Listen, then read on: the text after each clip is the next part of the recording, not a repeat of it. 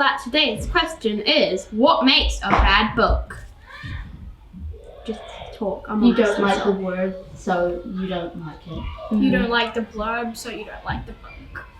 Generally, if it has a very boring start and like it doesn't make any sense, it can be I boring. reckon if it starts with once upon a time, It's bad. yeah. Unless it's something old like 1700s.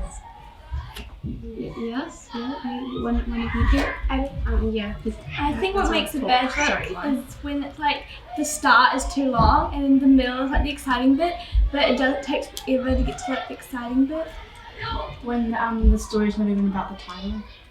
Yeah. Yes. Yeah. Don't judge a book. Sometimes the cover. blurb like it describes something that like it doesn't happen to like the end. until like the end. Yes, So, like Jimmy it has has, like, a terrifying secret that he may need to reveal, and And then he it has never this whole reveals it. boring story. Yeah. Then the Yeah. secret. Yeah. Or like Yeah. Waimarino talk. No, you talk. when like in like if it's a series in the first book when it leaves you on a cliffhanger but you don't find out like what happens in the next book? Yeah. But you don't find out what happens after that until like a couple of books in. Yeah, and it's annoying. I don't really like those books that have split views. So it has Like Wonder. Jeff's view, and then it has It skips to Tilly's another view person's of that the gets really same thing. confusing. Yeah.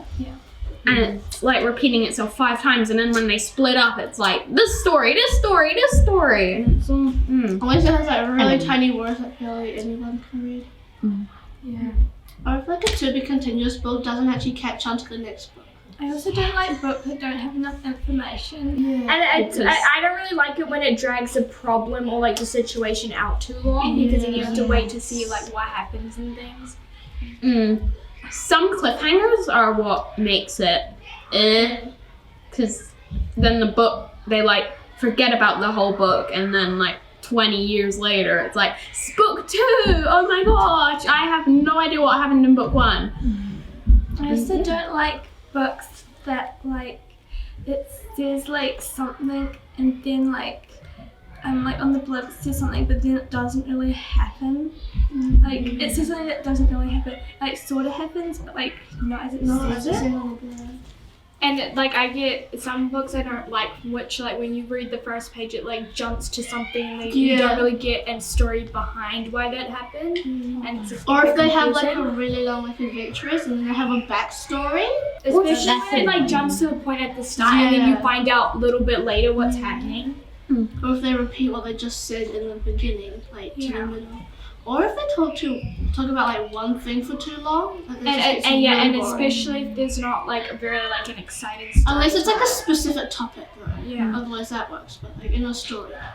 What about like how they have the cover artist that does such a good job on the cover, and you're like, oh my gosh, this has such amazing art, and then it has like Pictures of stickmen. the inside. Yeah.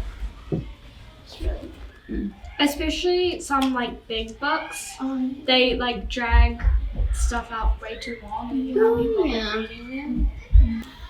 And I can reveal that today's challenge is read a horror book for Spooktober. For Halloween. Spooktober. What makes a bad book? Anyone have anything? No. Well, if the cover's bad, then that can also lead to a bad book. Or if you don't Don't judge a book by its cover, Vrinda. Yeah, famous quote written by someone. Oh my god. I'm stuck. Okay. Yeah, you're stuck in a hole. I didn't mean to say. Wait, in Harry Potter did his parents die? Yes!